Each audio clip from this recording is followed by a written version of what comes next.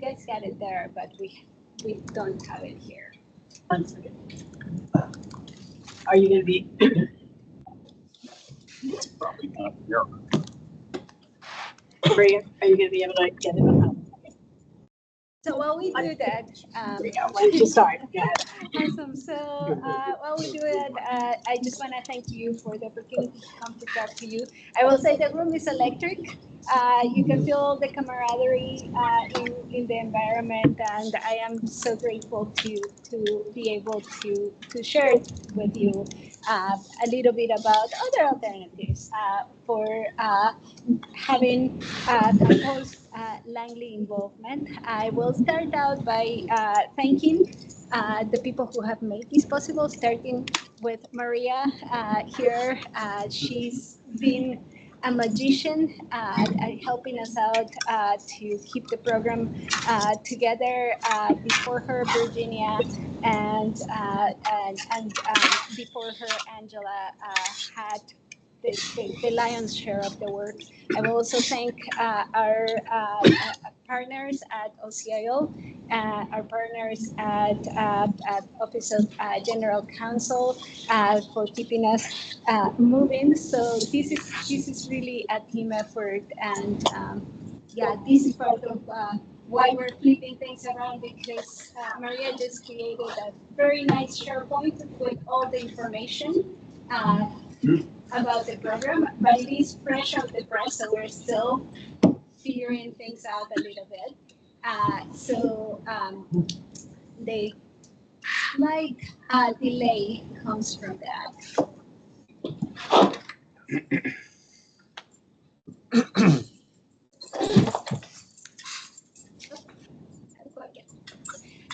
So I'm just going to start talking a little bit.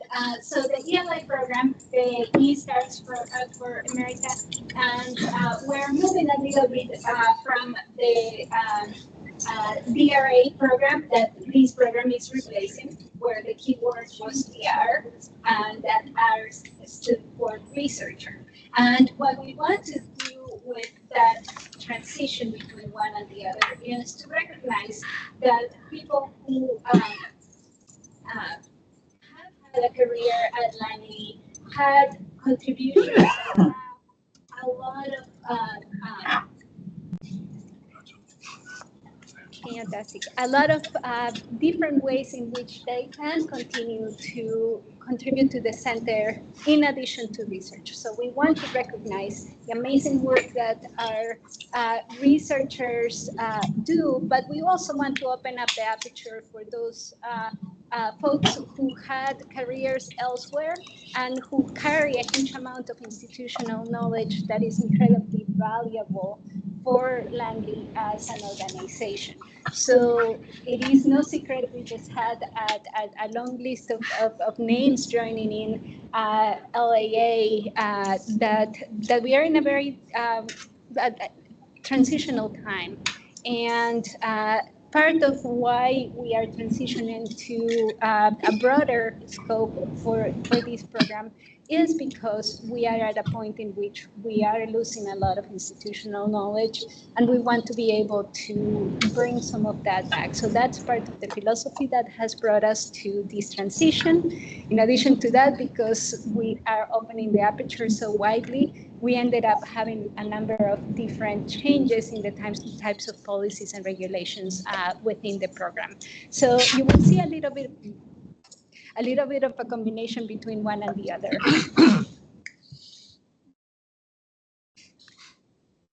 New Emeritus Langley Associate programs is for all NASA civil servants. So whereas the old DRA was dedicated to folks who had been at Langley, this program is open to anybody who has a Langley sponsor.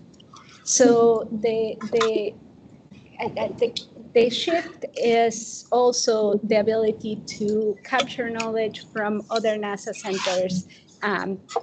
In addition to that, while the former DRA program had some limitations regarding the grade that former employees had. The ELA program does not have such limitations. We know that within certain careers, you don't really end up having folks at 14, 15, and other grades, and we want to recognize that that expertise is incredibly valuable as well. So how do we get to the selection criteria if we're taking away the research part and we're taking away the grade part? Well, we're moving a little bit towards having the sponsoring organizations telling us what it is that they need. So the sponsoring organizations will be the ones making the decisions as to who they would like to be participants within the program. So far, we've had broader participation within the center organizations. We're still learning what it takes to make some of those selections. At the beginning of the DRP program, we were inviting everybody to submit applications right away. That turned out to be a little bit more complicated logistically. And part of the problem was that we didn't know if the sponsors would be taking the DRP themselves. So that is the main reason why we had to slow down. And now for folks who are taking the DRP, we're waiting for their until the time that they are 30 days away from official separation from government service. So there's a lot of nuances, and what I want to say at this point is that we're still figuring out how this program is different, and that I'm going to give you an update on how the program is different as of right now, but there will be some adjustments as we move along. So if you are a DRA member right now, what has changed for you? Well, for the most part, nothing has changed. You can continue working on your goals and objectives.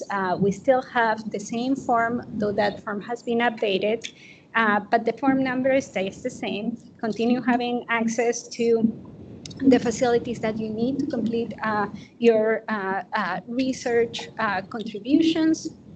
Continue to publish through Scribes. But as per recent, not so recent, I guess, anymore, executive order, travel funding for DRA members was discontinued. We have a new LF 111, so members that are currently DRA are currently transitioning into the new agreement. So I talked a little bit about how this program is different, but and I talked about the reason why it is different. We have a very rich portfolio and expertise at Langley, and an Emerti program needs to reflect that breadth. So our membership can now come from anywhere, open to other former national civil servants in any area, open to technical and mission support organizations, any grade, no grade requirements. Any organization is eligible to sponsor ELA members. Obviously, that sponsorship means that they are committing to certain resources. I'll talk a little bit about the changes in resources. So that's a rate limiting step, and anything. So the sponsoring organizations decide what efforts they would like to sponsor. So it is research for sure, but it is research and much more. So how do you join the ELA if you want to participate in this program? Well, we need to have a sponsor who will remain a civil servant for the duration of your ELA. So for this will be a person who will be here for at least up to 1 year of your agreement. So most agreements are for 1 year, renewable as many times as you will have us. That person who's sponsoring you needs to also know that they're going to be here for that length of time.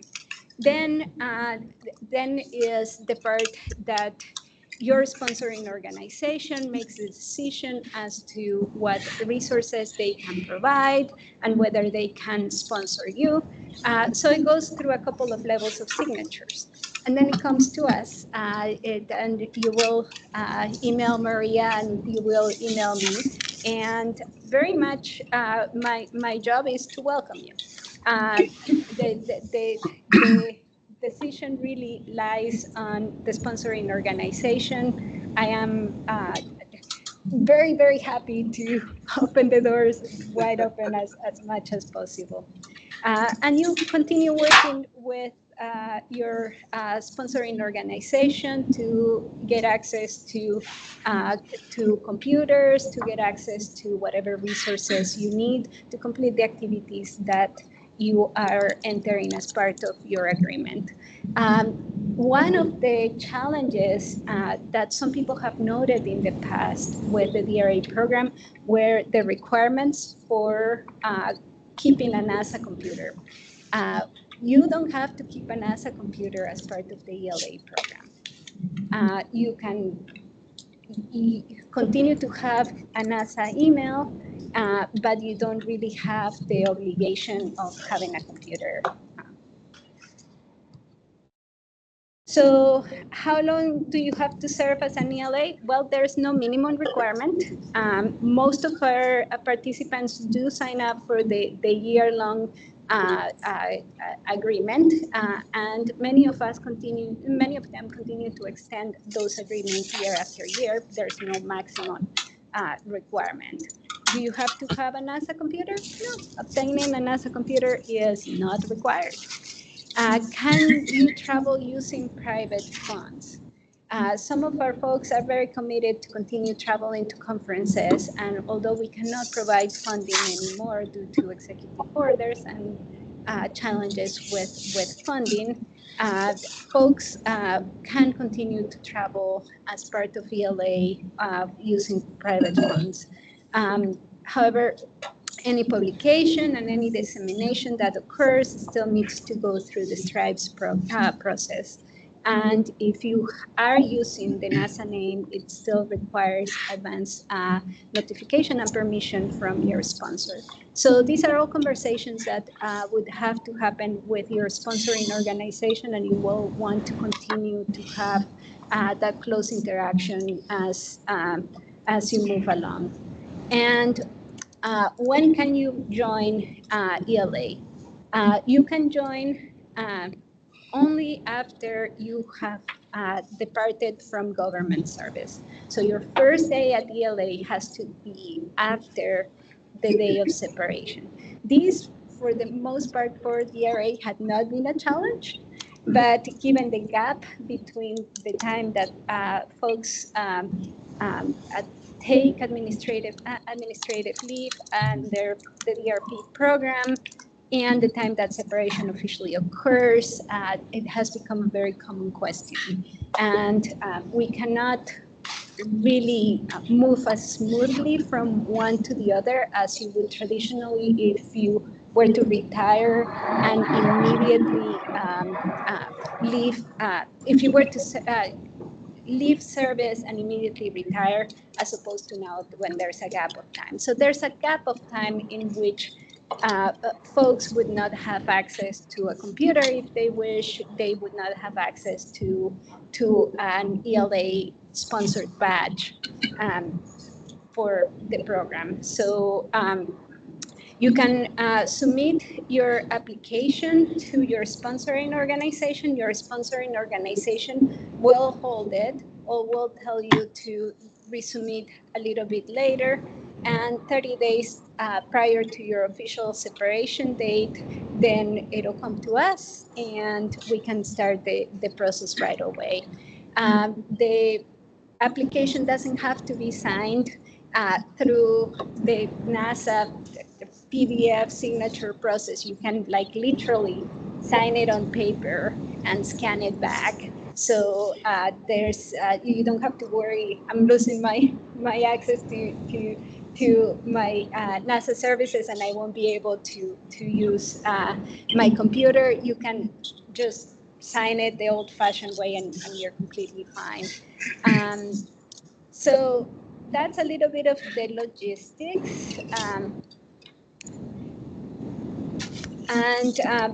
If you know of people who you think should also join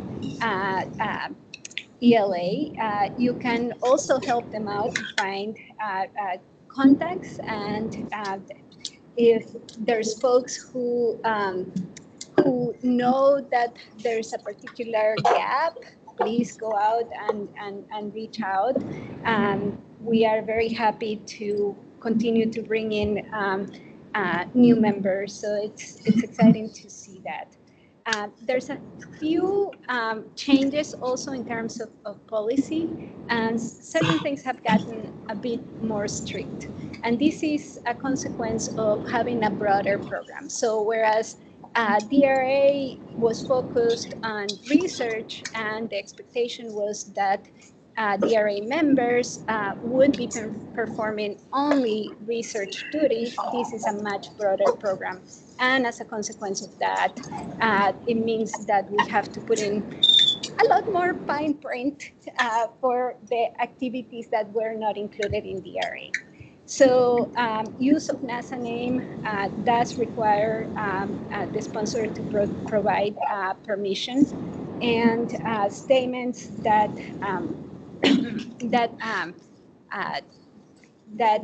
would imply that the NASA name is attached to it would also need to be discussed with the sponsor. You cannot serve as representative in a NASA capacity, so you would want to stay away from those kinds of situations. And as before, any dissemination, any publications has to go through the Stripe system. Invitational travel, as I was saying, and unfortunately, EO and funding have limited that. NASA ELAs will not participate in NASA procurement boards or hiring panels. And then we have a lot of intellectual property details, so the fine print is very, very fine. But the bottom line for that is, if you are writing code, the code will always belong to NASA.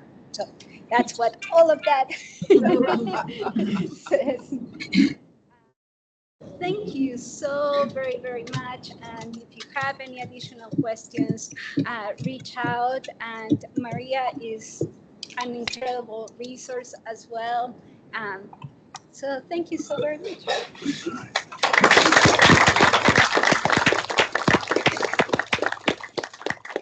Any questions for Nate? Yes. Yeah, thanks, Neyda. I mean, I think this is great because I think expanding it really can help with some of the knowledge, retention. However, the whole thing about not having a computer, that's a big deal, because right now money is so tight, for a sponsoring organization to pay for a computer, there's very little money, right? So not having a computer, you can't access NASA mail or get into ID Max, right? So because you can't really VPN from a private computer. So I've been looking at options because I've been doing primarily mentoring. I don't need a computer. You can get a cheap NASA phone for $10 a month, which is a lot cheaper than a computer, and a tablet for more in the order of 20. So that's one option. And some organizations are now looking at having communal computers in their buildings where you can go and reserve time and come in and check your mail with them. So anyway, I think we need to get that information out there, because there is a challenge with this of not having access to NASA mail. Yeah, that's great. And thank you, because I was going to ask her this question, so that was great. The other thing is that the presentation talked a lot about the DRPs. This is beyond the DRPs. I mean, they're looking at LAA no matter when you retire. As Dave mentioned, mentoring. Okay, I don't need to know everything that NASA is doing, that Rowan's doing, and all of that. As a leader, as a manager, anything like that. That is also what they're looking at, because they have lost a lot of the supervisors, both at the senior executive level, at the 15 level, at the 14, at the 13 level, and things like that. So just make sure that all of us here in this room and online and within the LAA, if you know of somebody that you think is great, and maybe they retired 5 years or 10 years or so, something there, but you see that spark in them, that they just want to help, that's what the ELA is all about.